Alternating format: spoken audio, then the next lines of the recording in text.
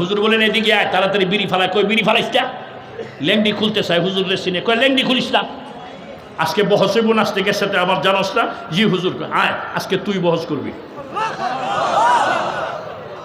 হুজুর কি বলছেন? তুই বহস করবি? হ্যাঁ। কই হুজুর এটা কেমনে? আরে বেটা এটা কেমনে আমার সাথে? লেংডি খুলবি না, বিড়ি ফালবি না, এটা শেষ হইলে আরেকটা জ্বালাইবি।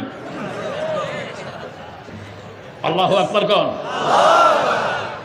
আল্লাহ নিয়ে গেছে যেখানে বহস হবে, এখানে হযরত কাসেম নানতবী রাহমাতুল্লাহ আলাইহি আড়ালে ওই মূর্খটারে, এটা তো ফেক্কা রোয়া লাগাইতেছি না আমরা, দেশের মানুষ বুঝুন না, রোয়া লাগাইলে কি শরীরের মধ্যে কি এই পরিষ্কার থাকে না, ফেক্কাটা থাকে। এই ভাই দ্বৈত দেয় নাই। তো হুজুর কয় বিড়ি আরেকটা জ্বালা। এই মঞ্চে যাইবে গিয়া দেখতে সস্তা দুইটা চেয়ার, সামনে একটা টেবিল, যে হ্যাঁ এই টেবিলের মধ্যে এই চেয়ারের দিকে ফিরে এইভাবে পয়সা ফাও লাগাইবি আর বিড়ি খাইবি। পারবি না?